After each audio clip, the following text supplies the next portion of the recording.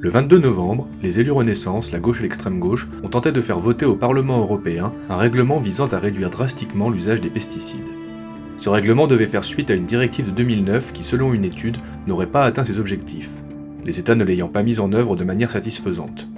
C'est pour cette raison que les soutiens de ce texte ont préféré un règlement qui se serait appliqué directement, à la différence d'une directive qui doit être transposée et adaptée par les États membres. Son objectif ?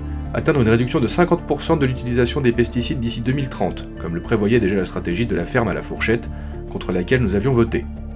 Cet objectif irréalisable aurait eu pour effet une perte de compétitivité des entreprises agricoles françaises qui n'auraient pas eu d'autre choix que de réduire leur production. Grâce à l'implication des députés du groupe Identité et Démocratie, la première version du texte proposée par Renaissance et la gauche, et teintée de l'idéologie décroissante, a été rejetée. La seconde version allégée proposée par la droite n'étant pas satisfaisante non plus, et contre laquelle nous avons également voté, a été rejetée à son tour.